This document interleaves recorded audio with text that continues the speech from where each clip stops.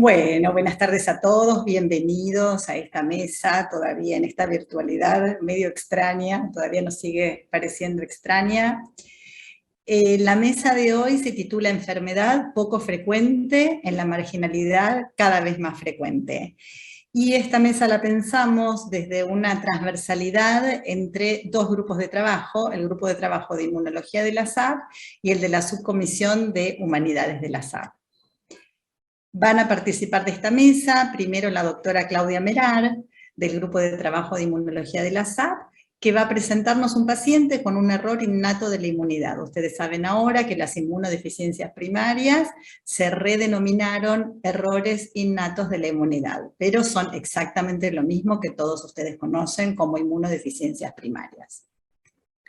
Luego de la presentación de este paciente, el doctor Carlos María Figueroa Turienzo, integrante de la Subcomisión de Humanidades de la SAP, nos va a comentar cómo se evalúa el aspecto social para ser apto para recibir un trasplante. A continuación, la licenciada Paola Andrea Cardillo, que es licenciada en Trabajo Social, de la Asociación de Ayuda al Paciente con Inmunodeficiencia Primaria, nos contará cómo colaboró en el tratamiento y direccionamiento de este paciente. Y para finalizar, el licenciado Ignacio Sandivaras, como integrante de la Subcomisión de Humanidades de la Sociedad Argentina de Pediatría, nos va a comentar los desafíos para los médicos y todo el equipo de salud en la atención de alta complejidad en un paciente con error innato de la inmunidad, que bueno, obviamente esto podría ser extrapolable a cualquier patología crónica. Como secretaria en esta mesa nos va a acompañar la doctora Carmen de Cundo como integrante de la Subcomisión de Humanidades de la SAP, y yo, Diana Liberatore, como coordinadora de la mesa del Grupo de Trabajo de Inmunología. En realidad, ¿por qué se nos ocurrió hacer esto? Porque nos pareció importante incorporar esta complejidad que va teniendo el paciente con una inmunodeficiencia primaria en los tiempos actuales. Primero, tenemos varios desafíos. Vamos a desglosarlos rápidamente.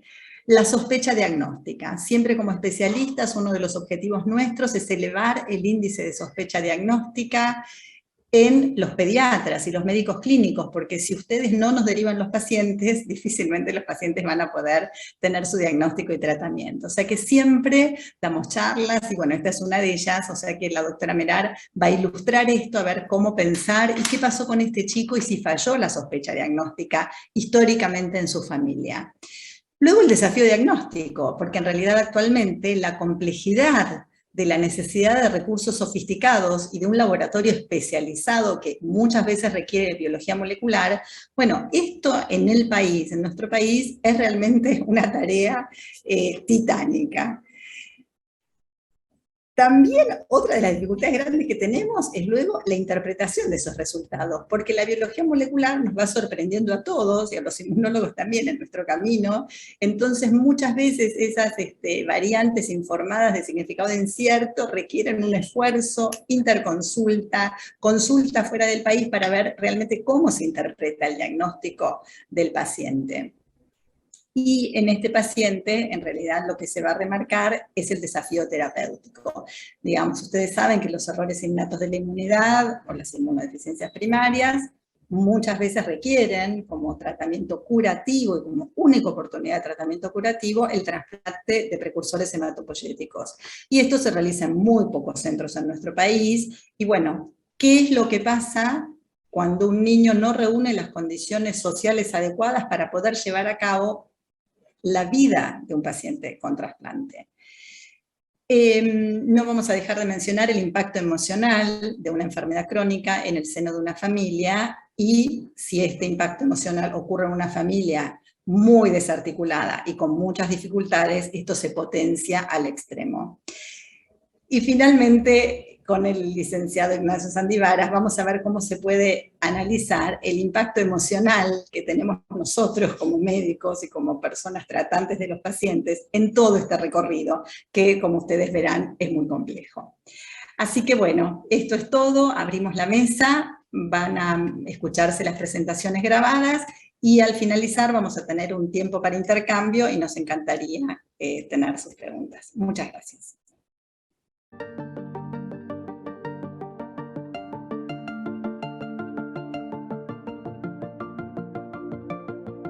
Buenas tardes a todos, muchas gracias por haberme invitado a participar en esta mesa, en la cual voy a presentar un paciente que conocí en el Hospital Posadas. Se trata de un bebé de varón de 2 meses y 17 días de vida, llamado Pedro, que como antecedentes perinatológicos había nacido un embarazo controlado, nacido de término, peso adecuado, con una APGAR 910, con serologías maternas negativas y una pesquisa neonatal normal. Este bebé era el único hijo de una mamá joven y un papá que de una relación ocasional estaba con este señor, y tenía 2 hermanitos mayores por rama materna, una nena y un varón, ambos de distintos papás. La mamá de Pedro se encontraba en la actualidad en pareja con otro chico de la edad de ella. Pedro, antes de conocerlo, tuvo 2 internaciones, la primera al mes y 10 días de vida, en un hospital periférico, a cerca de 60 kilómetros de Buenos Aires, en la cual ingresa con una sepsis a foco enteral, en ese momento con PCR COVID positiva, una anemia severa que requirió transfusión de glóbulos rojos desplasmatizados, una escariosis impetiginizada, y por este motivo estuvo en terapia intensiva durante 4 días, pero sin ARN. Por buena evolución se otorga el ingreso, reingresando a los 2 meses y 10 días de vida al mismo hospital, por un cuadro de fiebre y una adenopatía laterocervical izquierda, con una ecografía que informaba de infarto ganglionar con necrosis central. En el laboratorio presentaba biscitopenia, con anemia y trombocitopenia, persistía la PCR para COVID positiva, los cultivos habían sido negativos y la PPD también negativa. Una radiografía de tórax sin particularidades, se indica tratamiento antibiótico endovenoso con escasa respuesta de la adenopatía, y este antecedente más la biscitopenia se solicita derivación a un centro de mayor complejidad, sobre todo para la valoración por hematología. Al ingreso al Hospital Posadas, el bebé se encontraba en regular estado general, afebril, era un bebé eutrófico sin dismorfias, con una palidez mucocutánea generalizada y petequias, y todavía lesiones residuales de la escariosis previa. Presentaba ganglios a nivel axilar inguinal pequeños, y la adenopatía laterocervical izquierda, que era duroelástica, pero sin signos de fibrosis. El laboratorio del ingreso confirmaba la biscitopenia con una anemia importante, unas plaquetas de 58.000, leucocitosis y reactantes de fase aguda aumentados. Ingresa con los diagnósticos de adenopatía obsedada, biscitopenia, escabiosis, con PCR COVID positiva, si bien no tenía compromiso respiratorio, y alto riesgo social. Dentro de los diagnósticos diferenciales de ingreso que se plantearon era un síndrome de respuesta inflamatoria multisistémica o una enfermedad de médula ósea, y también, ¿por qué no?, una inmunodeficiencia, ya sea primaria o secundaria. Es por esto que se iniciaron estudios de laboratorio, fue valorado por hematología, en el FLOTIS no se encontraban atipias, en el laboratorio para PIMS dio normal, la serología HIV, tanto las previas que tenía del otro hospital previo a las transfusiones como las posteriores del hospital fueron negativas, y en el laboratorio de rutina solicitado por los clínicos para la evaluación de este nene se detecta una hipergamaglobulinemia, predominio de IgG. Es por este motivo que me realizan la consulta.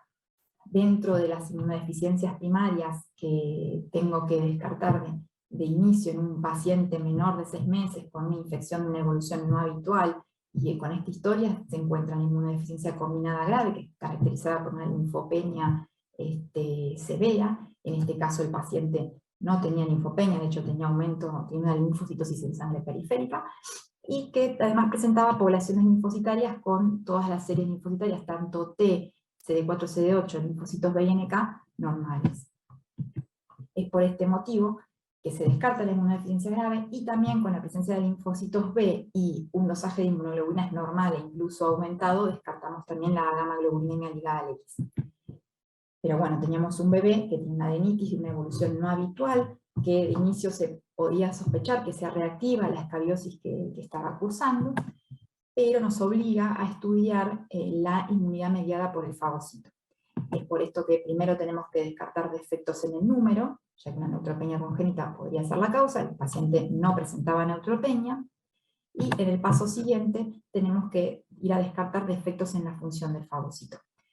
La enfermedad, el prototipo de este defecto en la función es la enfermedad granulomatosa crónica, que es un defecto en la actividad microvecida del fagocito, algo que se conoce como estallido respiratorio, que es el mecanismo por el cual, al generar radicales libres de oxígeno en los gránulos secundarios de los fagocitos, se destruyen los gérmenes. Fue descrita por primera vez en el 54 y se la conoció en un primer momento como enfermedad granulomatosa fatal de la infancia. Tiene una incidencia baja, de 1 en 250.000 recién nacidos vivos, y la edad media del diagnóstico es entre los 2 años y medio y los 3 años. Y esto ya por ahí condiciona un pronóstico un poco más complicado, ya que las infecciones, dentro de las manifestaciones clínicas que presentan, que son infecciones recurrentes o de evolución no habitual, sobre todo bacterianas por Staphylo aureus a la cabeza, o fúngicas, y en este caso el Aspergillus es el microorganismo que generalmente infecta a estos pacientes. Cuanto más tarde uno haga el diagnóstico, más posibilidades de que ya se encuentren cursando este tipo de infecciones. Pueden también tener manifestaciones de inflamación y autoinmunidad, y la forma más frecuente es de herencia ligada al cromosoma X.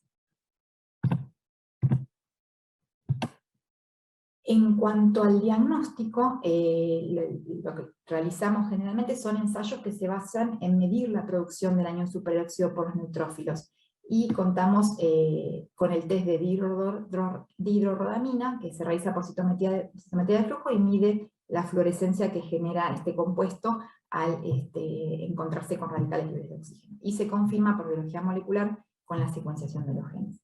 Una vez confirmado el diagnóstico, se inician los tratamientos, que en primera instancia son la profilaxis antibacteriana y antifúngica, el tratamiento agresivo de las infecciones agudas, el cuidado medioambiental para evitar que los pacientes se infecten, sobre todo con Aspergillus, que es un microorganismo que luego es muy difícil de erradicar.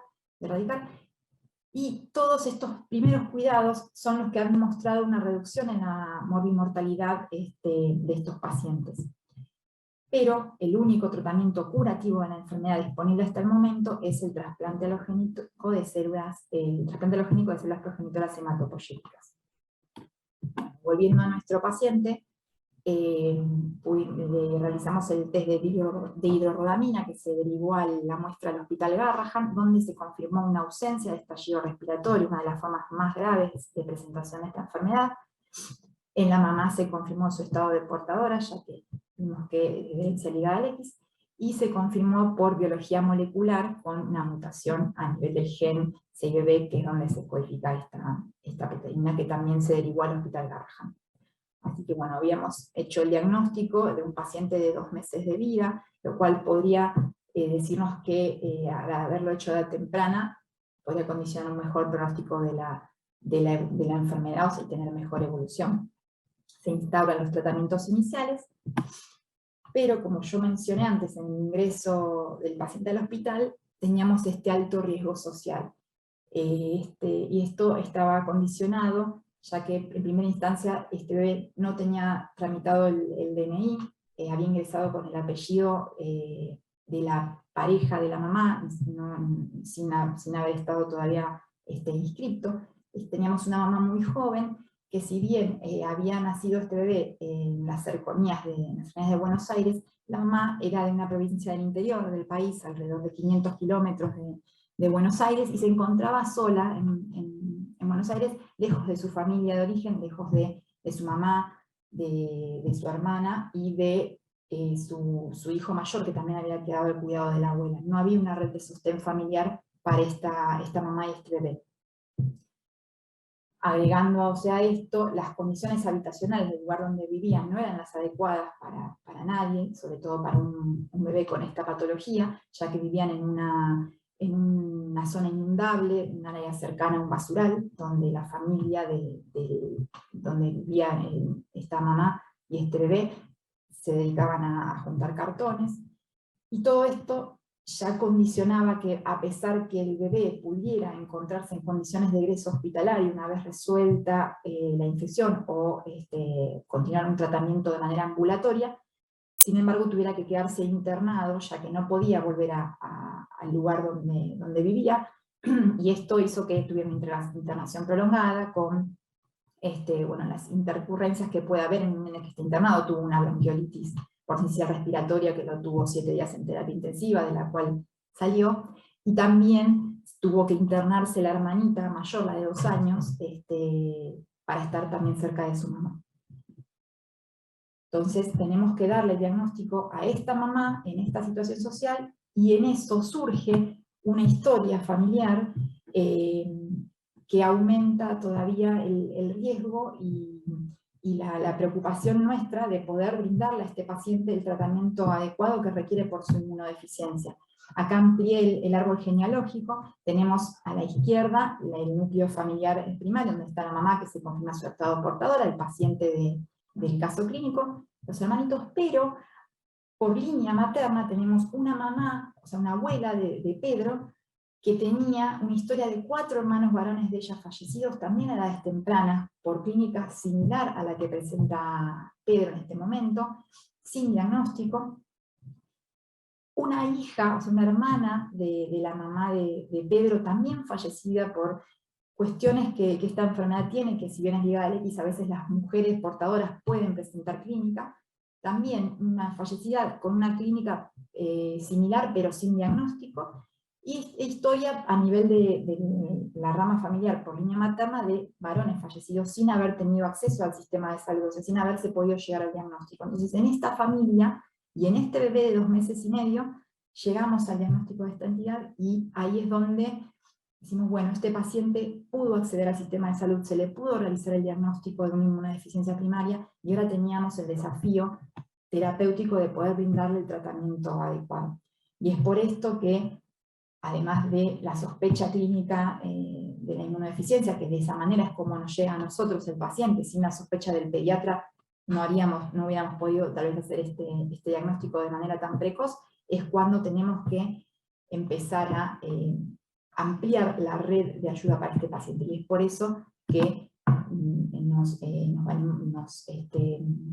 avalimos de la interdisciplina, o sea, de todos los servicios de las especialidades del hospital, de servicio social, tanto del hospital regional que había derivado al paciente, del Hospital Posadas, y también de la Asociación de Ayuda al Paciente con Inmunodeficiencias Primarias, para tratar de ampliar la red de contención de este paciente y esta familia, y también del hospital de tercer nivel, en este caso del Hospital Garrahan, como hospital pediátrico de tercer nivel, que nos dio el apoyo tanto para realizar el diagnóstico y las interconsultas, también la derivación con servicio de inmunología, y sobre todo con la unidad de trasplante de células progenitoras hematopoyéticas, para tratar de ofrecer a este paciente un tratamiento adecuado.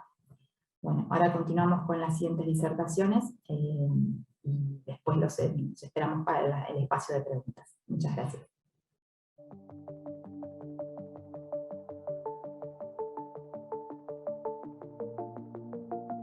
Hola, ¿cómo les va? Bueno, lo que yo voy a proponerles es mirar desde esta ventana de las humanidades en este tema de los desafíos de la atención de alta complejidad en una paciente en error innato de inmunidad, que es lo que se está conversando en esta mesa. Yo voy a tomar un tema, o varios, pero voy a llamarlo la subjetividad en el rol profesional en la práctica médica. Puede ser un nombre que les suene un poquito extenso, pero ya vamos a ver de qué estamos hablando, ¿no? Bueno, el impacto de los equipos profesionales en el abordaje de estas enfermedades atípicas, crónicas y otras variantes seguramente no es ninguna novedad. El tema es qué tratamiento se le da a quienes están de alguna forma desarrollando estas especialidades y qué es lo que sucede. Voy a tener el honor de en esta presentación utilizar imágenes de esta médica, Mónica Lalanda, que allí van a ver, es una ilustradora, yo la propongo como medicina narrativa gráfica, donde nos va a ayudar a mirar con lo que ella ya desarrolla en España. Este es un último libro que sacó, se llama Conciencia Médica, que tiene que ver con todos aspectos de bioética, de las prácticas, aquello que a veces uno diría está debajo de la alfombra. Bueno, esta médica que ha dejado ya la práctica asistencial para dedicarse de pleno a la comunicación en medicina, también en bioética, así que vamos a ir viendo. Bueno, entonces, en esta presentación yo tomaría una noción que es persona del médico, lo otro es patologías laborales, pensando en quienes desarrollan las prácticas asistenciales, y tomar algo de medicina narrativa, por supuesto con el material gráfico que ya vamos a ir viendo de Lalanda. Bueno, creo que hay una cuestión que está bastante clara, que plantea toda una cuestión de principios y problemáticas bioéticas, en este caso, porque es un dilema de una situación socioeconómica, emocional, en un contexto de vulnerabilidad bastante importante, que esto trae muchas preguntas, muchos interrogantes, muchos malestares también, ¿no? Bueno, yo aquí pongo en código de lo gráfico, ¿no? Es decir, quizás pensar aquí el principio de justicia, ¿no? Lo equitativo, la posibilidad de pensar en el caso, teniendo un contexto tan vulnerable, que es lo que trae a la vez todo lo que va sucediendo en este proceso del diagnóstico, los tratamientos, trasplante, etc. Bueno, personal profesional es un término que empezamos a trabajar hace muchos años. Yo trabajo en un hospital italiano junto con Cristina Katsikaris de hace muchos años y con Nicolás Cacciarelli, y esta pregunta la hicimos en congresos. Bueno, ¿qué es para ustedes personal profesional? Y no decían esto, lo que está escrito allí, todo aquello que vivencia la persona en su rol, no. Hablaban de lo que el deber ser, cómo se debe ser, atento, formado, escucha, cuestiones realmente muy importantes. Pero todo aquello que le pasa a la persona que desarrolla el rol, no. No me voy a detener aquí porque esto sucede. Lo que les puedo decir es que trabajando hace muchos años con grupos de especialistas, de médicos y de residencias, esto hace un tiempo era casi un agujero negro. Tomo esta lámina de Lalanda, es chiquitita, no vamos a poder leerla en detalle, pero son cuestiones donde en la relación asistencial, ¿qué le sucede al paciente? O qué vemos en el paciente, ¿no? Cuando no se cuida su intimidad, lo confidencial, el trato, el lenguaje, en las escuelas hospital, que a veces la cuestión a veces es muy invasiva. Bueno, unas cuestiones que ella utiliza el humor, pero es muy aguda, y nos pone en esto. Y lo otro, por supuesto, fíjense esta, ¿qué pasa en la persona, la médico? Esto es un tema bastante actual, que es el tema de las formas violentas que se están presentando en la población que viene a buscar asistencia, y también hay un ida y vuelta, ¿no? Pero aquí esto es una imagen bastante clara sobre, ¿no? No me golpees, no me insultes, no me persigas. Bueno, cuestiones un poco ya de la violencia, quizás un poquito más extrema, pero no hay que irse tan al extremo para ver que esto está presente en el cotidiano. Bueno, esto es un gráfico de la médica ideal en este caso, ¿no? Sonrisa atenta, escucha abierta, corazón, manos flexibles, dedos hábiles. Entonces hemos hecho mucho con este tipo de trabajo gráfico con los residentes y salían cosas increíblemente interesantes y muy ricas sobre, bueno, a ver cuál es el modelo ideal y el modelo de lo que realmente pasa. Bueno, que por supuesto acá sí lo que aparece es el cansancio, utiliza también el humor, pero bueno, el temblor, la boca seca, náuseas. Los residentes ponían vejiga gigante, horas de aguantar el sueño. Bien, como ven, este es como un universo no muy visitado por la medicina, que es todo aquello que le pasa a quienes ejercen la profesión, ¿no? Bueno, y por supuesto acá hay como una especie ya como de, ¿no? Como bueno, la tirantez, la computadora, las historias, la familia, los impuestos, el horario, la vida personal, es puesto en este modo que lo que propone la Landa es poder reflexionar, poder visibilizar esto que ha estado poco. Pero fíjense estos, son muy cómicos, pero son bastante especiales, ¿no? Si tu vocación y compromiso se han convertido en losas, es decir, en pesas, si empiezas a odiar el tipo de médico en que te estás convirtiendo y dudas de todo, si cada día tienes la sensación de liberar batallas y no de hacer medicina, y si tu tensión que vives en el trabajo te provoca inestabilidad emocional. Bueno, estas pueden ser algunas de las cuestiones que nos ayudan a mirar algo que ahora vamos a ver sobre el estrés laboral y demás, ¿no? Es decir, bueno, esto, por supuesto que estamos en tiempo, esperemos, de salir de esta pandemia, pero todo esto se agudizó, se acrecentó, se complicó. Yo pienso que la pandemia puso sobre la mesa algunas de estas cuestiones que ya estaban presentes en la cultura laboral médica o de la medicina, y hoy ya hay que ver, o abrimos los ojos o los cerramos, ¿no?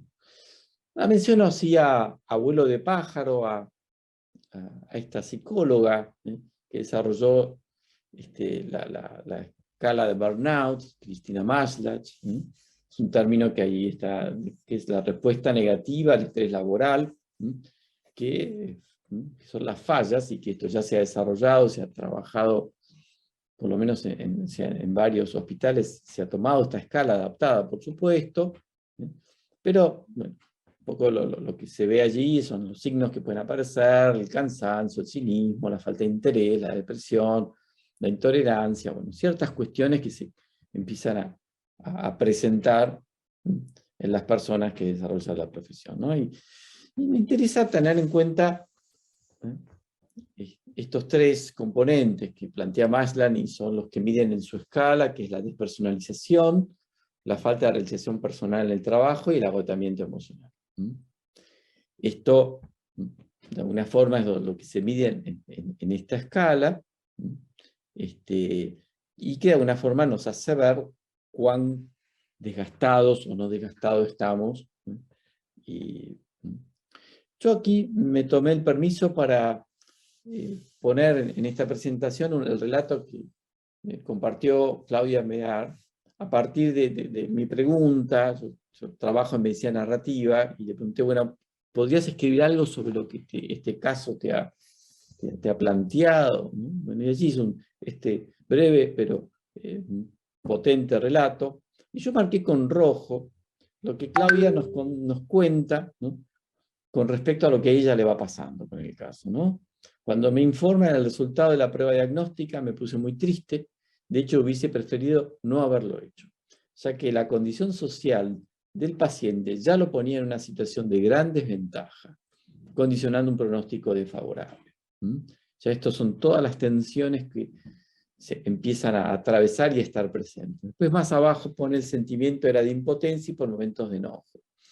De a poco, a medida que el resto del equipo fue comprendiendo de que era posible ayudar a esta madre y con su hijo, y todos empezamos a tirar para el mismo lado, con cierta satisfacción. Todos los esfuerzos se encaminaron para poder derivarlo a un centro de mayor complejidad que necesitaba. Bueno, acá afortunadamente, a pesar de toda la complejidad de vulnerabilidad social, etc., hospitales, equipos, encontraron algo asociativo que es realmente lo esencial y lo importante, no caer en estos dilemas muy serios, ¿no? Aquí me detengo un poquitito. Este es un autor, es un médico psicoanalista, Christopher Deleuze, es francés, que este hombre hace mucho tiempo trabaja sobre este tema del sufrimiento en el trabajo, la patología emocional laboral, pero trabaja en distintos contextos, tanto fabriles como de educación, como de salud, y algunos puntos, simplemente para no complejizar un poco esta charla, él dice que con el tema de lo que sucede a las personas que desarrollan sus trabajos, la invisibilidad del esfuerzo emocional laboral, lo marca como un tema muy significativo. El proceso laboral implica grados de frustración en el esfuerzo por múltiples obstáculos y fracasos. Es decir, de por sí, un desarrollo laboral implica fracasos, ¿no? Que él va después a recalcar que cuando este proceso no es reconocido por el contexto, por los otros, esto pasa a tener un sinsentido, o pierden lugares de valorización y de registro de las personas que desarrollan la profesión, ¿no? Y por supuesto dice que las lógicas productivas actuales se centran en la producción, resultados, evaluaciones, y no en los sujetos que producen o que desarrollan la profesión, ¿no? Y la automatización y la despersonalización en las prácticas es una posible consecuencia cuando se da esto de no tener este registro de todo aquello que sucede con esta profesión. Yo digo mucho con los residentes o los equipos, este trabajo no es acomodar cajitas, ordenar una vidriera, etcétera, que son nobles trabajos también, sino que es trabajar con el sufrimiento, la tensión, y esto no es, como ustedes saben, algo sencillo. Y por último quería contar y señalar lo del distrés moral. El distrés moral es pariente cercano del burnout, pero se detecta más ya en profesiones y en profesionales que ya tienen muchos años de desarrollo de trabajo, y es el malestar crónico cuyo origen se desarrolla cuando los individuos tienen criterios morales claros con respecto al camino a seguir, pero no pueden hacerlo debido a impedimentos extremos, ya sea institucionales, sociales o contextuales. El resultado final es un impacto negativo en la integridad personal, al bienestar físico y emocional, la satisfacción laboral y el cuidado del paciente. El autocuidado sería, ¿no? Esto ya Menton lo empezó a trabajar en el 84, y esto es curioso, porque no estamos hablando de hospitales que están en lugares con poco instrumental, con pocos recursos, son hospitales con muchos recursos, como ahora les voy a compartir. Hay una médica del hospital, una neonatóloga, que hizo un trabajo muy interesante, ¿no? Entonces los patrones de la respuesta al distrés moral, fíjense, es entumecimiento moral, retraimiento, alejamiento de situaciones éticas desafiantes, objeción consciente, no se incluyen en las opiniones de equipo, no documentan desacuerdo, no participan en planes de trabajo. Y el burnout, que bueno, que es el que ya conocemos, que ya es cuando hay como una especie de automatismo, hay casi una sensación de que se perdió lo que gusta de la profesión, y esto, el burnout, como ustedes saben, es como un cuadro que no se ve del todo. Alguien puede estar trabajando, haciendo su trabajo, pero no está a la vista ese desgaste del que hablamos, ¿no? Entonces, por supuesto que por suerte en este caso esto no pasa, pero las responsabilidades individuales empiezan a desdibujarse, la autonomía empieza a dejar de estar, se da por supuesto cierto detrimento al paciente, la decepción llega a sentimientos negativos. Bueno, y aquí quería nombrar a Laura Konikov, que es una neonatóloga que tuvo la posibilidad de hacer una investigación cualitativa, atento, médicas y médicos, en este hospital en Canadá, con estas investigadoras, y donde hacen todo un testeo con el servicio de neonatología, y gran curiosidad, un gran servicio, digamos, un servicio muy importante, era muy alto el indicador de distrés moral. Personas que hacían su trabajo bien, desarrollaban su rutina, pero con una baja pasión, vamos a decir, o un desinterés. Es decir, que el distrés moral es lo que me hizo pensar en relación a este caso, ¿no? Es decir, por suerte allí en esto de poder compartirlo, decirlo, pero en medicina esto fue el gran agujero negro, la persona de quienes ejercen la profesión, ¿no? Bueno, y aquí Lalanda hace, sobre todo en el tiempo del coronavirus, hace esta cuestión de la fragilidad en la que se vio a todo el personal de salud, pero yo creo que también ha sido la oportunidad de poner sobre la mesa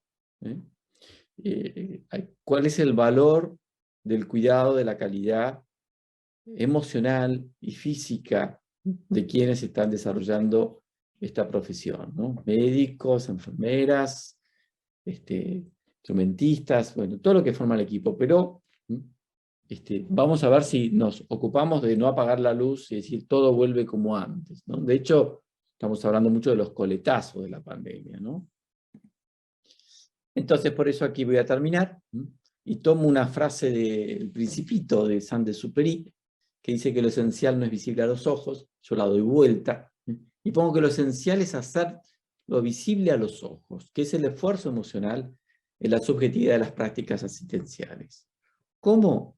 Quizás como en esta misma charla, que estamos hablando sobre algo bien complejo, de lo que implica un caso serio, pero es poder decir, bueno, ¿qué sucede aparte de todo lo técnico, ¿no? Toda la tecnología, que es muy rica en medicina, pero ¿qué nos va pasando en el mientras tanto? ¿Dónde estamos? Hace poquito me compartió una médica también con la que voy a presentar en otra mesa, me dice, después de una larga noche con una epilepsia muy seria, que la pasaron bravo todo el equipo de salud. Bueno, por suerte todo llegó al buen puerto, pero ella estaba totalmente anonadada porque nadie preguntaba, che, ¿cómo estás? ¿No? Como, ¿el paciente está bien? Ah, perfecto, muy bien. ¿Y vos cómo estás? Nadie le preguntaba. Llega, dice, le reclamó a la pareja que le pregunte cómo estaba, ¿no? Como esta cosa en automático que no se pregunta en estos. Bueno, esta es mi ventana para poder aportar, sobre todo aquellos que trabajan en estas especialidades con enfermedades complejas, raras. Así que, bueno, abriremos el debate y las preguntas cuando, más tarde, cuando abramos este espacio. Muchas gracias.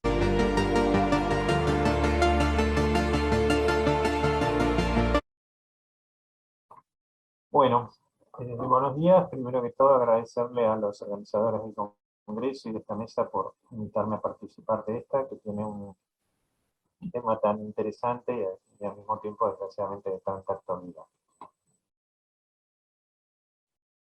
Bueno, como supongo que muchos de los que están viendo esta charla no trabajan en trasplante, antes de hablar cómo es la evaluación psicosocial, y voy a usar el término psicosocial porque me parece que las dos cosas, las dos miradas están muy integradas. Me parece que no se puede hablar solo de lo social cuando uno evalúa a estos pacientes, más cuando hablamos de pacientes en situación de vulnerabilidad.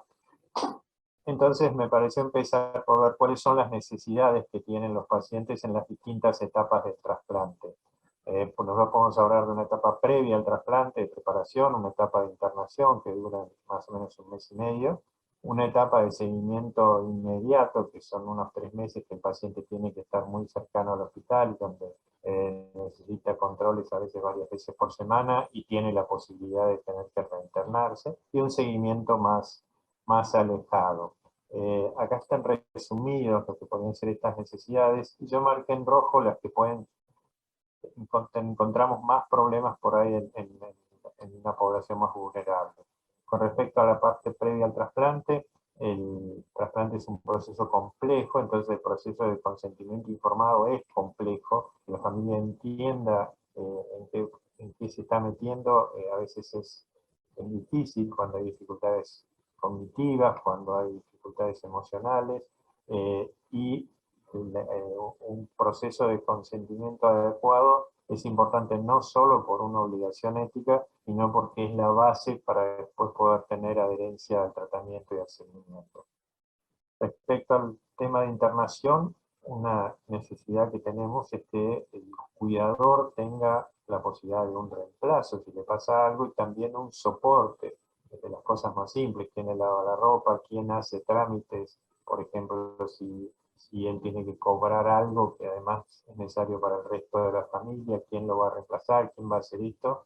Y después una cosa fundamental es cómo va a ser cuidada el resto de la familia, incluyendo los controles que necesita el donante si hablamos de un trasplante familiar. Luego del alta es fundamental saber dónde va a ir el paciente, si va a regresar al hogar, si es que vive en Buenos Aires, en Capital, o si en el interior, dónde va a tener un alojamiento transitorio. Y en el seguimiento más alejado sigue siendo importante el alojamiento. Pensemos que son pacientes que continúan siendo huéspedes inmunocomprometidos durante un tiempo largo después del trasplante. ¿Cómo se va a reintegrar ese chico que pasa por una etapa de escolaridad, primero hospitalaria y después domiciliaria? ¿Cómo se reintegra la escolaridad normal? Y para esto cambia mucho si el paciente, y acá estamos hablando por ahí de chicos más grandes que muchas inmunodeficiencias, pero si la escolaridad previa estaba ya instalada o se había roto eso. Y después el otro aspecto muy importante en el futuro es la transición al sistema de salud del adulto. En cuanto a cómo hacemos en el hospital esta evaluación, bueno, va integrada con la evaluación clínica y uno habla de un equipo interdisciplinario que está compuesto por alguien de enfermería, de pediatría, de psicología y de trabajo social. Esta es como la base de la evaluación. En general, nosotros no trabajamos a través de entrevistas individuales de cada profesional con la familia y con el paciente. En algunos casos donde uno prevé que hay dificultades en la comprensión o que algún tema de alguna de esas áreas va a ser un tema muy importante, pueden hacerse entrevistas conjuntas, por ejemplo, el pediatra con la psicóloga o la psicóloga con la trabajadora social. Y hay también a veces que se necesitan evaluaciones adicionales para este aspecto psicosocial, por ejemplo, si el paciente ya viene con alguna medicación psiquiátrica o si la psicóloga evalúa que va a necesitar alguna medicación para poder transitar mejor la internación. Y el área de clínicas interdisciplinarias puede ser necesario que se integre si el paciente tiene alguna deficiencia sensorial o tiene algún déficit cognitivo. En cuanto a los problemas frecuentes que encontramos, yo marqué también con rojo aquellos que son más frecuentes cuando estamos con alguien que tiene una situación de vulnerabilidad social o socioeconómica. Nos encontramos cuidadores que tienen un empleo informal, o sea que si no trabajan no cobran, entonces es algo difícil porque hay que mantener toda la familia, no solo el chico que se interna. A veces es más fácil cuando los pacientes dependen solo del subsidio que cuando tienen alguna actividad laboral, pero absolutamente informal. Otro problema frecuente es tener una falta de red de la familia para que pueda ayudarnos en el cuidado o para que pueda ayudar en el cuidado de los hermanos. Una situación más compleja es cuando es una familia monoparental. Y también encontramos familias disfuncionales donde hay ya una situación por ahí de violencia familiar que puede ser hacia alguno de los padres o hacia los hijos. Cuando ya hubo una intervención judicial, esto agrega un actor nuevo en todo el proceso de preparación para el trasplante y en la toma de decisiones. También un problema que encontramos es que a veces ya hay trastornos psicológicos o problemas de salud, o a veces un embarazo por los cuidadores o en otro miembro de la familia, por ejemplo, familias que viven varias generaciones, entonces a veces la misma mamá que es responsable del cuidado del chico es también la que cuida a algún abuelo o alguna bisabuela que está enfermo, otras veces al revés, la abuela puede ser un soporte. También muchas veces encontramos que hay problemas cognitivos o emocionales previos en los pacientes o en los cuidadores, en grados extremos. Nos ha pasado pacientes con ambos padres psiquiátricos, esquizofrénicos, y entonces necesitamos contar con un cuidador externo que a veces no implica marginar al cuidador familiar, pero sí que no se puede hacer cargo de muchas de las cosas que el paciente necesita. Y también detectamos a veces que ya hay antecedentes de mala adherencia al tratamiento o al seguimiento, y tenemos que adelantarnos a ver cómo hacemos para que esa historia no se repita después del trasplante. Me pareció interesante buscar en la bibliografía también reportes sobre la mirada de los padres, de los cuidadores sobre esto, y si bien es una realidad distinta, por ejemplo, este trabajo hecho en población norteamericana,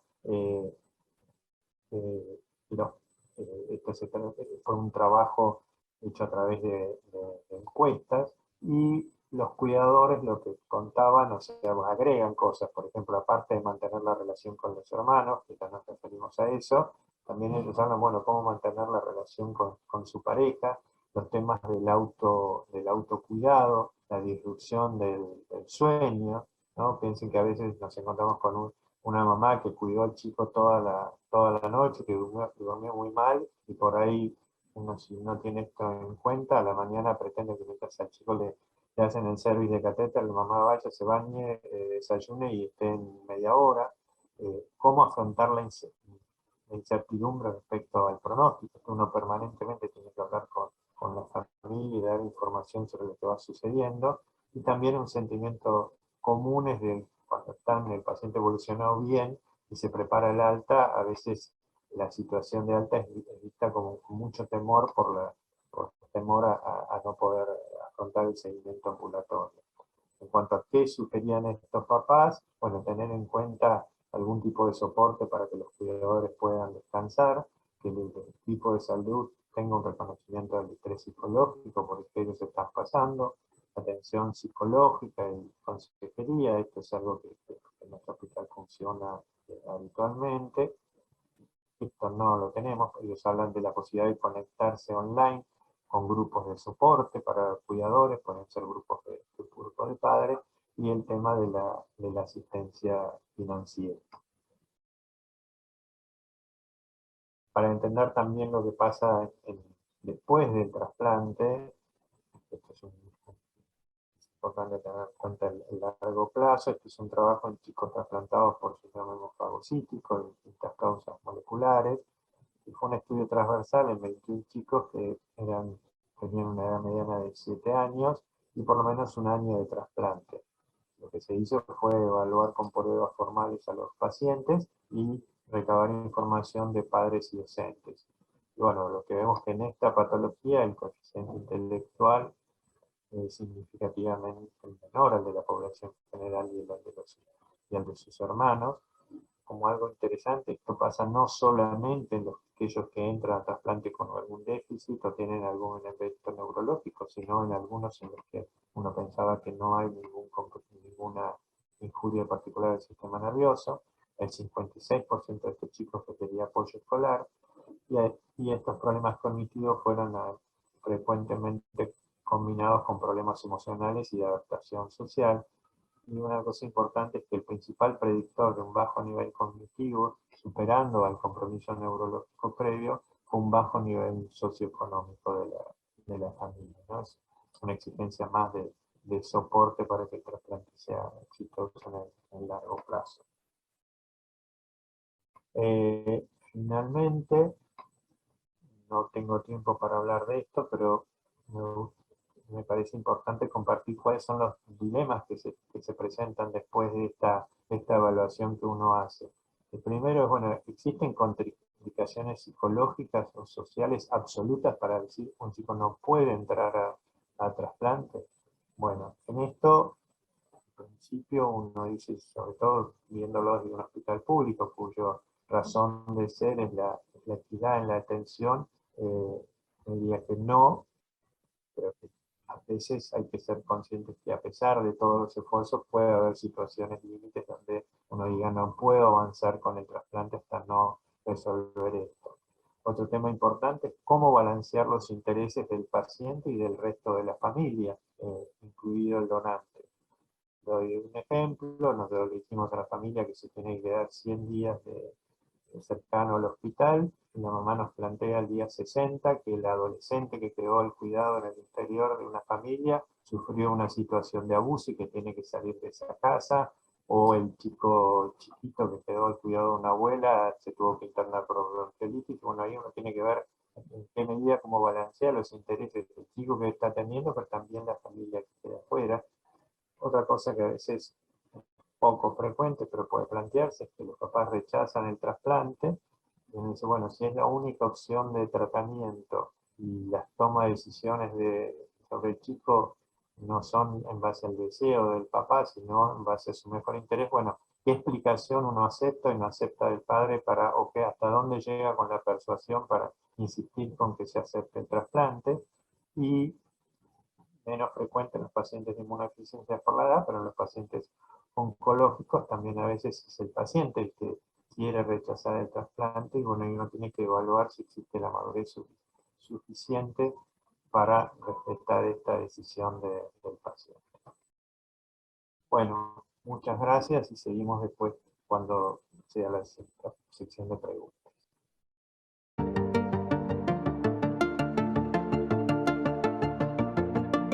Buenas tardes, ¿cómo están? Bienvenidos a este segundo Congreso Argentino de Alergia e Inmunología en Pediatría. En esta mesa redonda estamos tratando el tema de la enfermedad poco frecuente en la marginalidad cada vez más frecuente. Por eso elegimos como uno de los temas a tratar en esta mesa las estrategias de apoyo desde lo social. Yo soy trabajadora social, soy parte del equipo de la Asociación Civil de Ayuda a Pacientes con Inmunodeficiencias Primarias, la Asociación APID, y, digamos, trabajamos en pos de un objetivo fundamental como es la determinación precoz de los diagnósticos en enfermedades poco frecuentes como es la inmunodeficiencia primaria. Por eso vamos a ir avanzando y les quiero contar cuáles fueron las estrategias de apoyo desde lo social. En esta imagen ven a una persona que tiene, digamos, así las manos como pulpo, en donde va viendo cada cuestión, ¿no? Cuestiones que tienen que ver con expedientes, con llamados, con distintas cuestiones que hacen a las redes.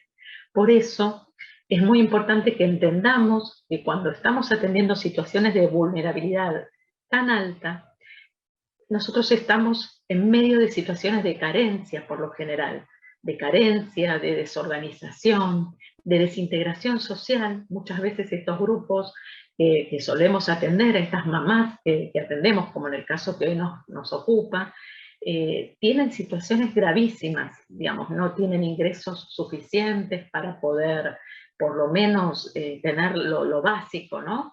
Lo que tiene que ver con vivienda. En este caso fundamentalmente la situación era de...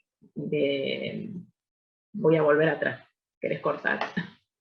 Dale, dale. No. Arranco de nuevo lo de las estrategias, pero que voy atrás. Dale. Dejo ahí la pantalla y espero un segundito y paso, ¿no? Para que vos puedas cortar. Sí, gracias. Dale, gracias. Bueno, arranca. Por eso es fundamental, a la hora de pensar las estrategias de apoyo desde lo social, pensar, digamos, que tenemos muchos frentes, ¿no? Muchas situaciones que ir resolviendo, que no las podemos hacer solos, obviamente. Necesitamos de equipos interdisciplinarios para poder ir sorteando los obstáculos. Cuando pensamos, digamos, en una familia que tiene alta vulnerabilidad social, pensamos en la atención de situaciones de carencia, situaciones en donde la desorganización o la desintegración social es tal que tenemos que pensar hasta el más mínimo detalle.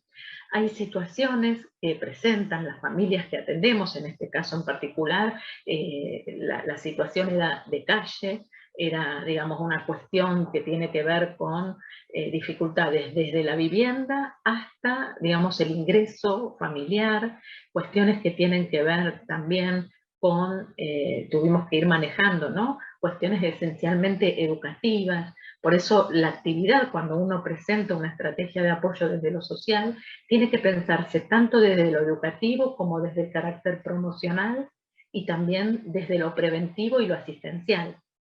Seguramente lo que va a primar al inicio, al menos de la atención, va a ser netamente lo asistencial, pero después tenemos que fomentar, digamos, lo promocional. Que estas mamás que tienen estas dificultades puedan sortear todos los obstáculos posibles. Primero quizás que tengan esa seguridad económica, con algún subsidio, con alguna cuestión que tenga que ver con mejorar la vivienda y demás, pero también en algún punto que puedan, una vez que tienen el alta médica y vuelven a sus hogares, poder, digamos, manejarse de manera autónoma, ¿no? A nivel familiar. Por eso nuestras intervenciones son pensadas como ¿no? en una escalinata, en unos escalones que uno tiene que ir sorteando cada vez, digamos, con esta complejidad, ¿no? De las problemáticas sociales actuales que vivimos, cuestiones de desocupación, cuestiones que tienen que ver con situaciones todo el tiempo de muerte, ¿no? Cuestiones que tienen que ver con determinaciones de la cuestión social, tanto en la dimensión familiar como en la dimensión subjetiva. Muchas veces se trata de familias que están tan desorganizadas que, digamos, les resulta muy difícil sostener en el largo plazo un tratamiento.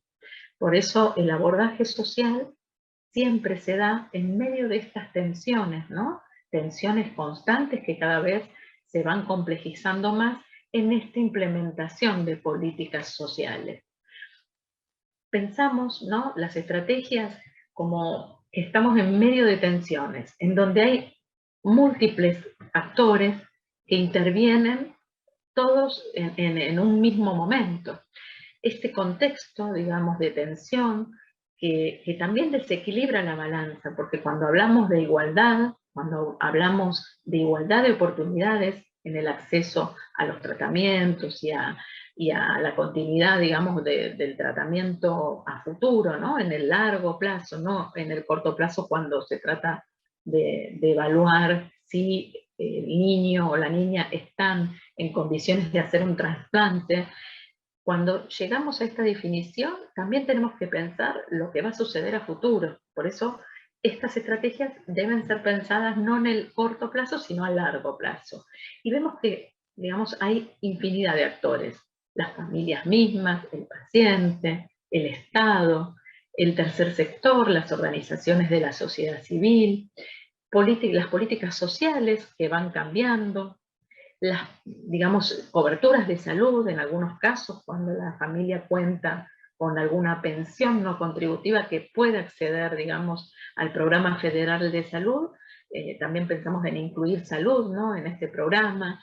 Y en todas las situaciones que tienen que ir sorteando las familias para llegar a tener, ¿no? Estos tratamientos, a tener las coberturas médicas, al poder estar internados en un lugar desarraigados de su cotidianeidad, porque muchas familias que vienen del interior se sienten, digamos, como enajenadas en cierto modo, porque están, bueno, se tienen que trasladar durante muchos meses a una ciudad en donde la situación y la vida cotidiana es muy distinta a quizás vivir en una zona rural.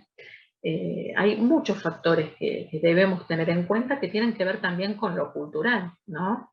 Por eso es importante tener en cuenta que cuando uno piensa una estrategia, debemos tener en cuenta que hay múltiples actores que van a incidir a la hora de definir cuál es la línea de acción adecuada para abordar la situación.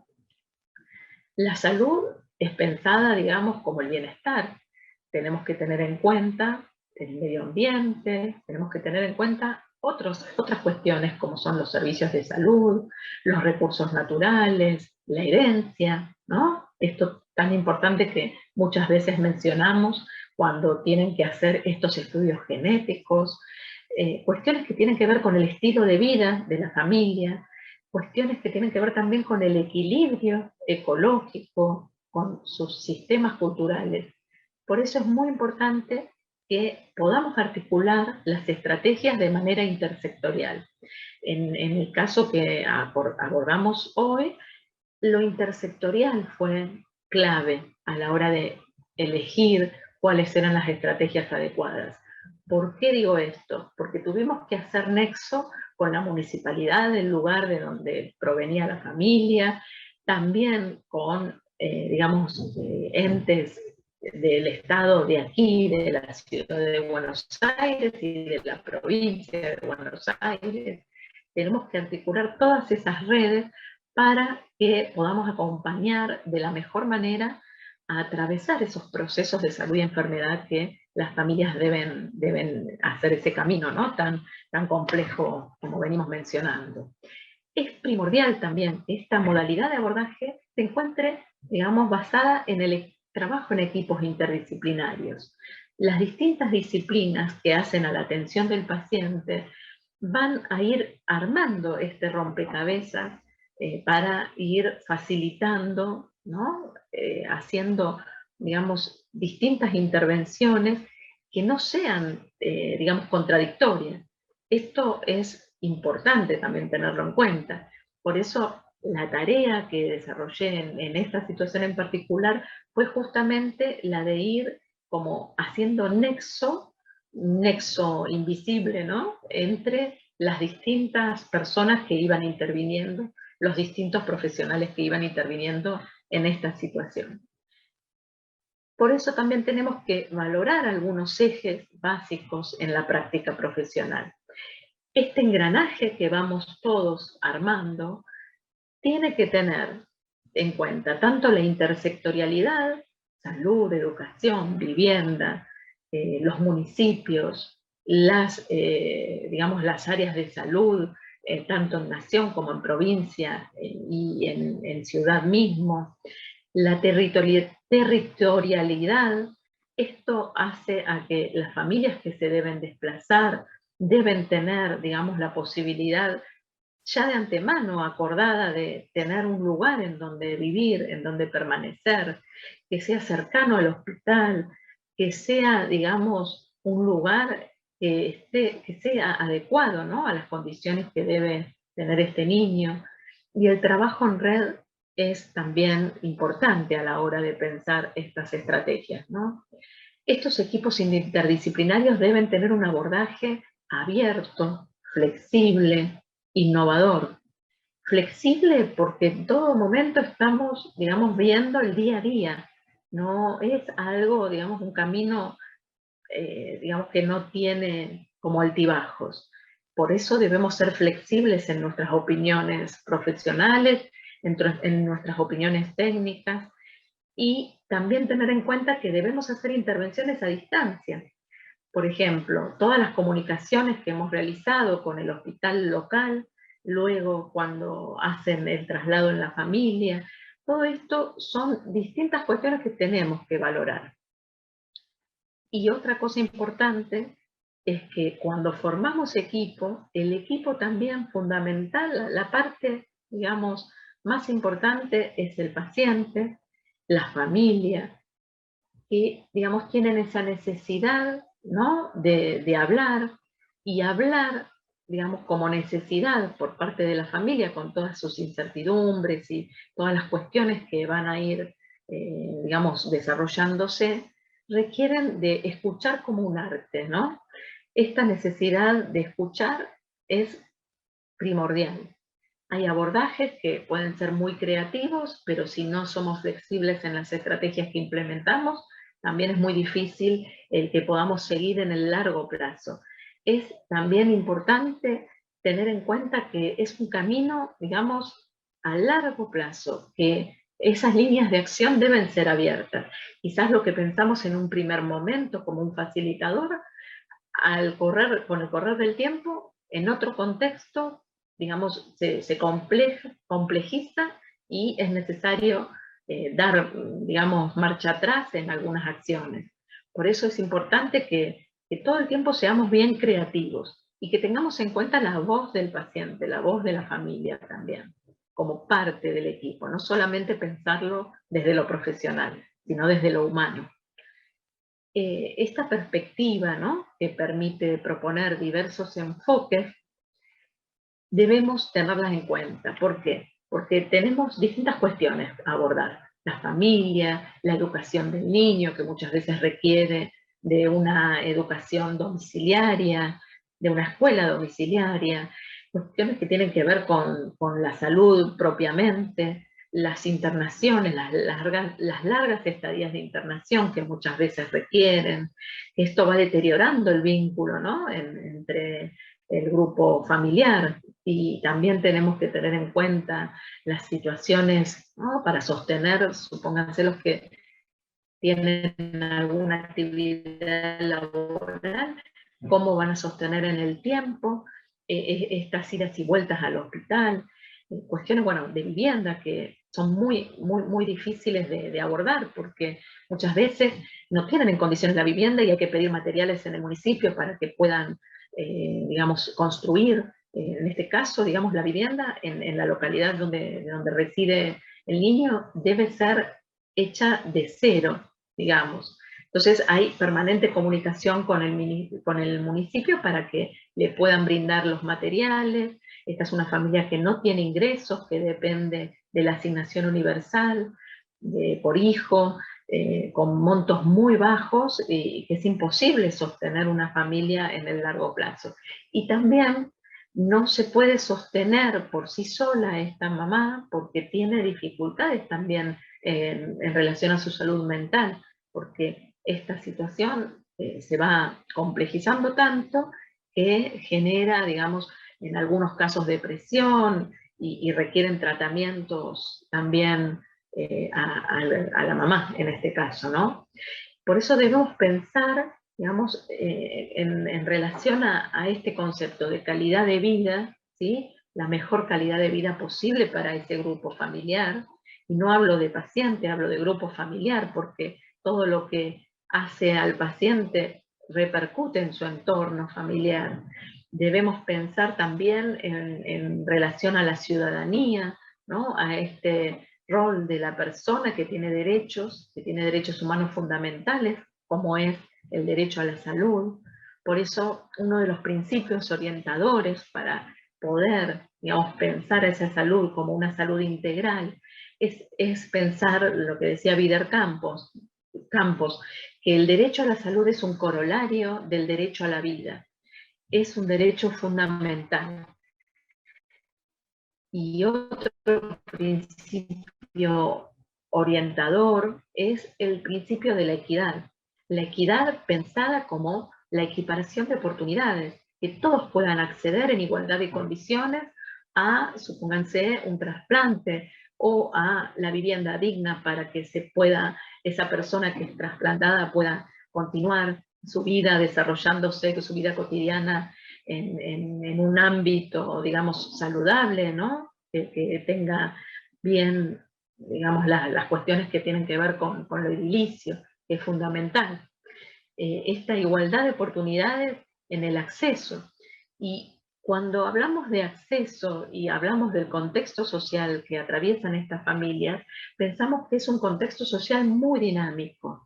Muchas veces, como represento en esta imagen, la persona que se ocupa de todos los trámites, de gestionar las distintas ayudas que requiere la familia, se ve abrumada, decepcionada, cuando ingresa en todo ese sistema burocrático, ¿no?, que requiere, digamos, cualquier pedido, ¿no?, que uno hace al Ministerio de Salud o al municipio y demás.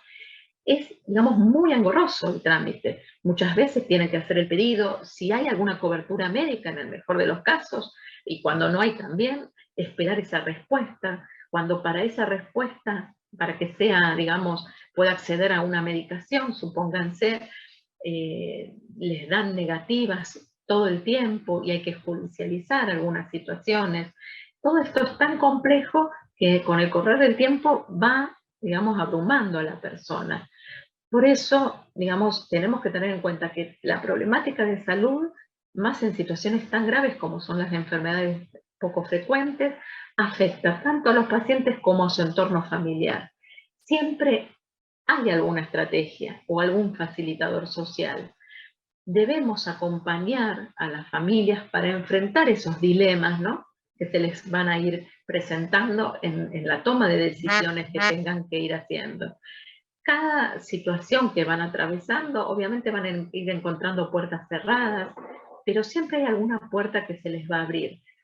Por eso, y para ir terminando y cerrar, digamos, este tema, cuando pensamos en enfermedades poco frecuentes, ¿no?, en medio de la marginalidad que cada vez se da mucho más, la mayoría de los casos que atendemos no tienen, digamos, una cobertura médica y van a ese embudo que es el Ministerio de Salud y que tienen, digamos, que ir sorteando cada vez más obstáculos. Y pensamos en la justicia, pensamos en los derechos, pensamos en todas esas familias que hacen el esfuerzo de, digamos, de tener, ¿no?, ese acceso, y muchas veces se desilusionan. Por eso, yo quiero terminar con estos interrogantes. ¿Qué aportes se pueden obtener de las distintas disciplinas para lograr la identificación y problematización de los pacientes y de las familias que asistimos? ¿Qué aportes? Seguramente muchos, cada uno se irá planteando desde su equipo interdisciplinario y a su vez ir haciendo ese engranaje que hablaba al principio entre los distintos equipos interdisciplinarios para poder asistir a estas familias. Y, digamos, la otra pregunta que me hago ¿es posible lograr un enfoque interdisciplinario para abordar problemáticas tan complejas? Y sí, de otra manera no sería posible. Seguramente vamos a ir avanzando con el tiempo, ¿no?, en favorecer cada vez más a estas familias que integran este círculo, ¿no?, esta situación, ir avanzando en pensar algunas estrategias bien creativas e innovadoras como estaba planteando. Muchas gracias. Buenas tardes.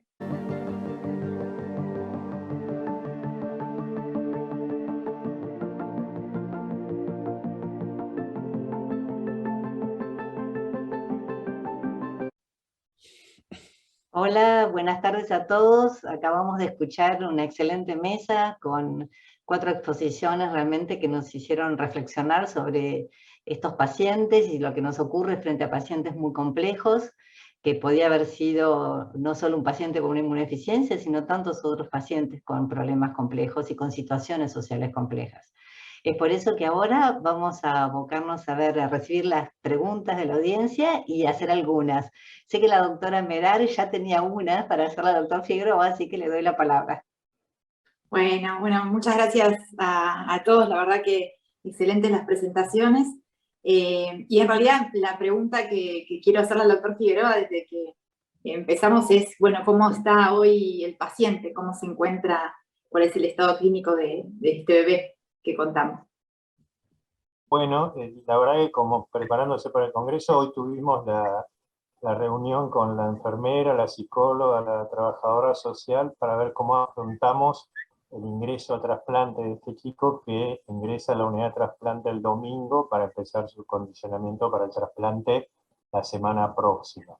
Este chico, como decía Claudia, como contó Claudia, está en el hospital desde noviembre, y ahí empezó toda una segunda etapa. El chico tuvo muchas complicaciones clínicas que hicieron postergar el ingreso, incluido que volvió a tener COVID, que tuvo una nueva infección fúngica, y una cosa muy importante es que hubo que sostener a la mamá en ese proceso de internación tan larga.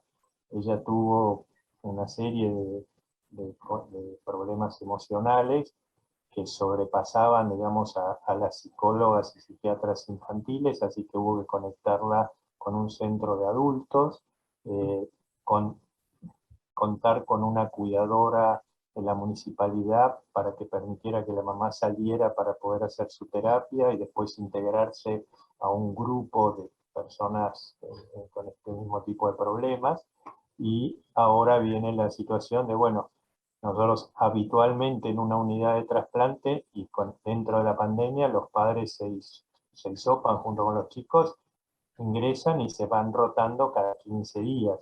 Esta mamá no tiene quien la rote porque la abuela está al cuidado de los otros hermanitos, o sea que va a tener que afrontar toda la internación, y entonces esto nos obliga a hacer un balance entre el cuidado, digamos, del riesgo infectológico y el cuidado emocional de la mamá. Entonces, bueno, va a ingresar una cuidadora hospitalaria 8 horas por día, y en esas 8 horas la mamá va a poder ir a descansar, lo que por ahí tendrían que hacer todos los padres, pero no lo podemos hacer con todos, y va a poder continuar sus terapias ajustándola en esos horarios. Así que bueno, empezamos una nueva etapa, y mientras tanto la gente de trabajo social está en contacto con la ciudad de origen de esta familia, a ver de qué forma se pueden ir haciendo mejoras habitacionales y preparando el futuro, que lleva también eso mucho tiempo y hay que hacerlo en paralelo a la internación. Yo tengo una pregunta, tomando un poco la transversalidad y la charla y lo tan lindo que nos comentó Ignacio. Cuando vos mencionaste, Carlos, a la psicóloga, hablabas de la psicóloga para el paciente, pero yo te pregunto, ¿el equipo tratante tiene alguna psicóloga?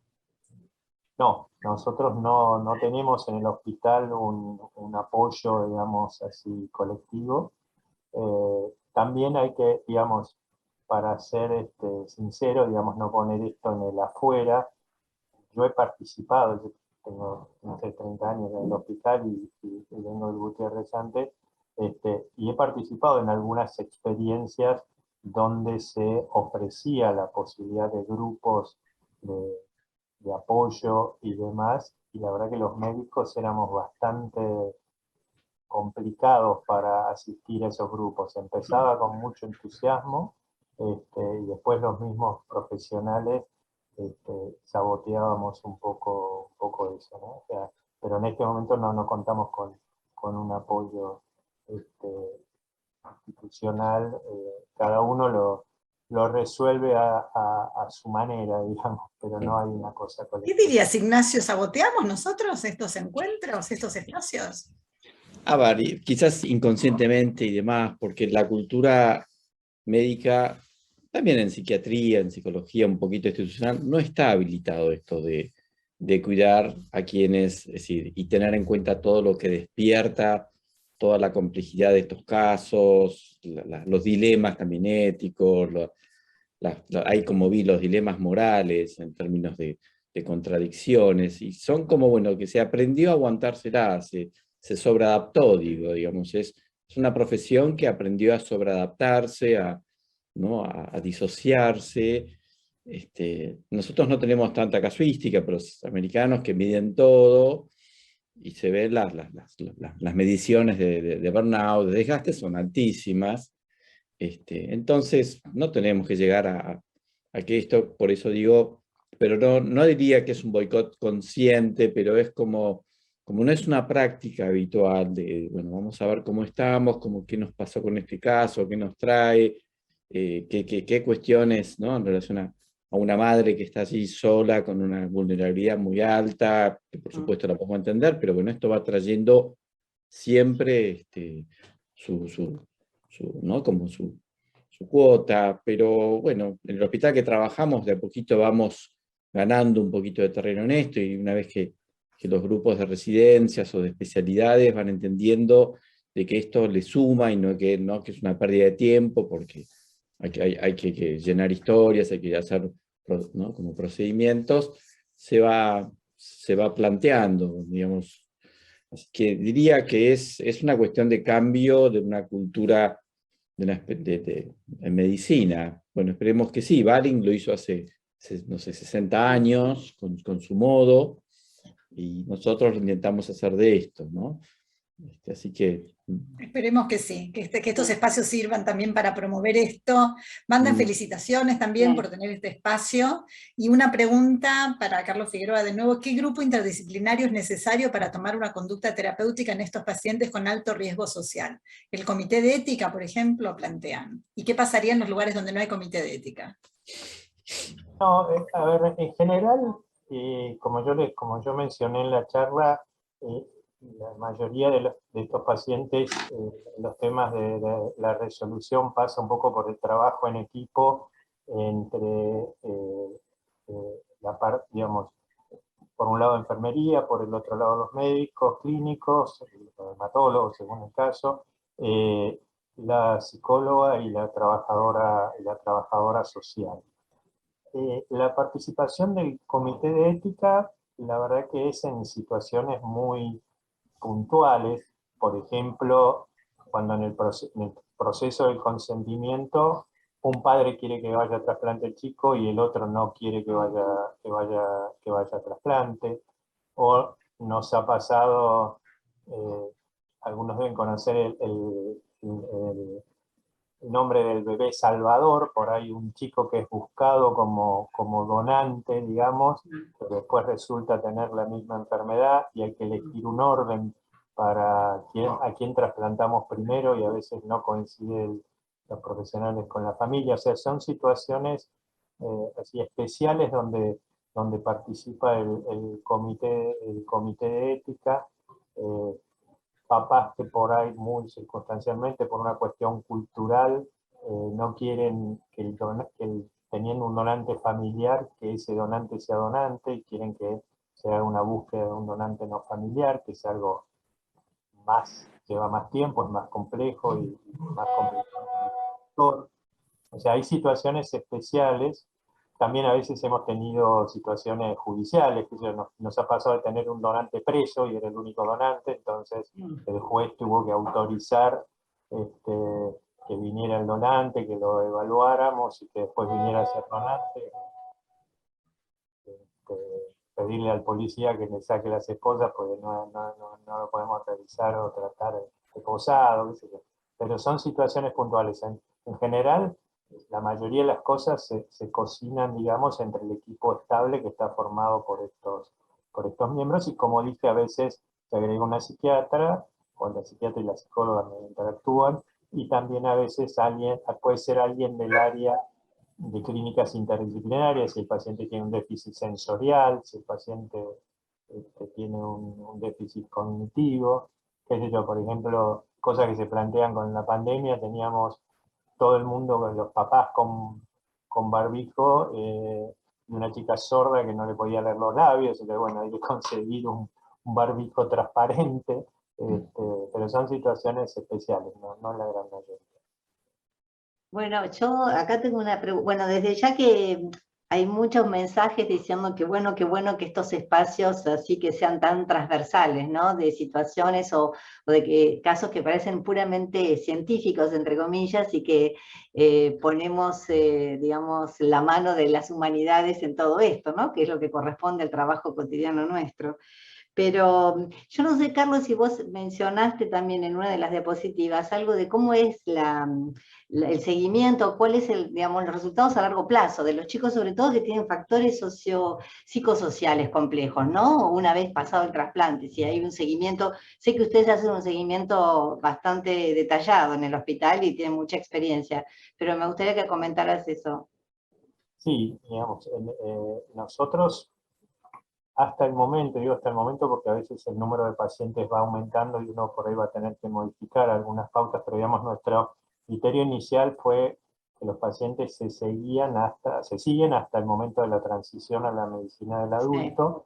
Sí. Entonces hay un seguimiento por hospitalería y por consultorio, y esto se va interactuando con las distintas especialidades que pueden ir sumándose de acuerdo a los efectos tardíos que tienen estos pacientes, ¿no? O sea, hay pacientes que después pueden desarrollar una enfermedad crónica pulmonar y entonces el neumonólogo pasa a ser importante en el seguimiento, o pacientes que pueden desarrollar un fallo cardíaco, es más raro, pero que se suma hay pacientes que pueden tener déficits endocrinológicos o en su crecimiento, en desarrollo, entonces uno tiene que ir armonizando todo esto, y el hospital de día por ahí es el ámbito ideal, porque muchos de estos pacientes son del interior.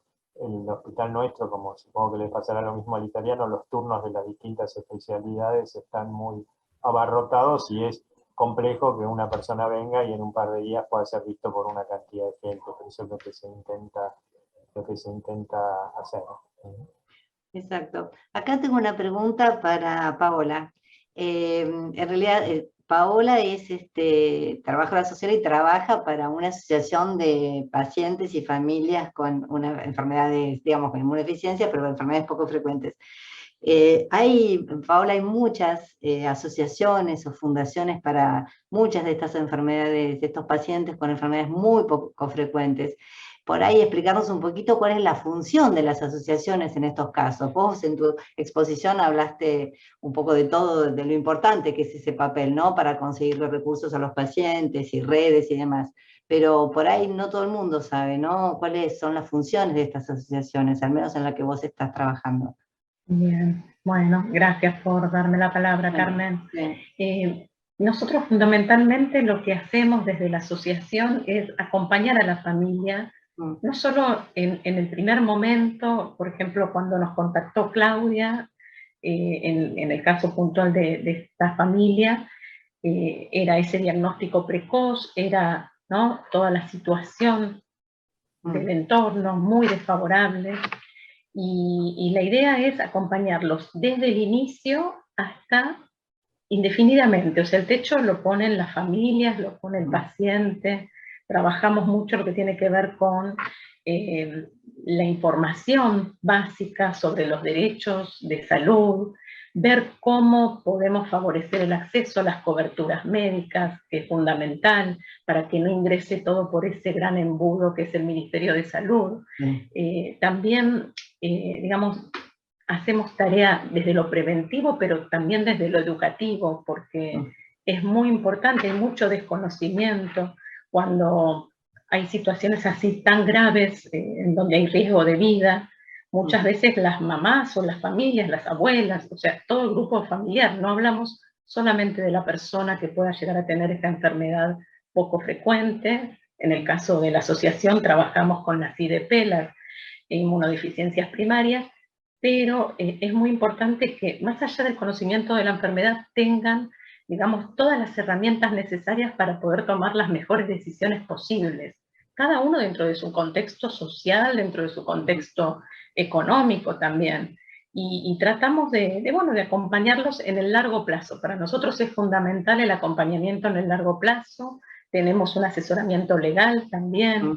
Quizás en algunas situaciones, lamentablemente, hay que judicializar la situación y llegar a hacer algún amparo de salud, algún recurso de amparo, porque la cobertura médica que tenga la familia no accede a, por ejemplo, los paneles genéticos, que es una constante que nos sucede todo el tiempo, y no pueden llegar a un diagnóstico precoz, que esto para nosotros es como el objetivo fundamental de la asociación, llegar a ese diagnóstico precoz para el mejor tratamiento y que, bueno, puedan tener un mejor pronóstico. Fundamentalmente esto, y en lo que tiene que ver con trabajo social, es tender redes, lo que decía Carlos, ¿no?, que también en algún momento lo mencionaba Ignacio, es no solo la red interna en el hospital y la red interdisciplinaria, sino hacia el afuera, y, digamos, luego del trasplante también poder, digamos, tener esa continuidad y ese contacto con el referente de la ciudad y de la provincia que sea, y poder facilitar esas idas y vueltas a la ciudad de Buenos Aires y volver a su lugar de origen, que puedan tener continuidad en los tratamientos. Eso también sería bien, fundamental. Diana, creo que ya nos quedan unos segundos, ¿no? 2 minutos. 2 minutos, bueno. Paola, ¿y cómo fue tu interacción con los otros servicios sociales de los hospitales? ¿Vos tuviste que interactuar, porque vos estás afuera del hospital y tuviste que interactuar con la gente de los servicios sociales? ¿Y cómo te resultó? A través del equipo tratante, en este caso, bueno, en primer momento con Claudia, Y después uno tiene una red, ¿no? desde el trabajo social y interactuamos con todos los servicios sociales de los hospitales y también con los servicios sociales del territorio, o sea, de las municipalidades o del lugar en donde reside la familia de origen. Actualmente esta familia está viendo cómo mejora la vivienda para que a posteriori, que parece algo que está en el largo plazo, ¿no? Que está muy lejano, pero si no empiezan ahora a mejorar la vivienda y a reunir las condiciones mínimas para que después ese niño pueda, digamos, tener su vida diaria de la mejor manera, ¿no? Plenamente, si no lo empezamos a trabajar desde ahora, es como que no vamos a tener tanto éxito. Después, digo, en la vuelta al hogar de origen, que en este caso esta mamá no contaba en un principio, o no quería, mejor dicho, tener esa ayuda de su familia. Pero, bueno, por suerte, con muchas intervenciones de todos los servicios sociales se ha podido trabajar este tema, y se sigue trabajando y va a continuar, ¿no? Bien, bueno, muchas gracias. Diana, ¿querés cerrar? No, sí, vamos cerrando la mesa. La verdad es que les agradecemos. Recibimos acá mensajes que están muy contentos de esta participación con los comités transversales, porque la verdad es que este es un aspecto fundamental. Quizás ahora Carlos Figueroa se ponga a pensar si en su servicio no hace falta poner algún apoyo, algo emocional, porque creo que un poco es esto lo que dice Ignacio, ¿no? Es como que nos vamos aguantando todo el estrés, y esto surgió a partir del estrés de Claudio en realidad. Así que nosotras le hicimos de oreja a Claudia, dijimos esto, Carmen dijo esto, hay que presentarlo en una mesa.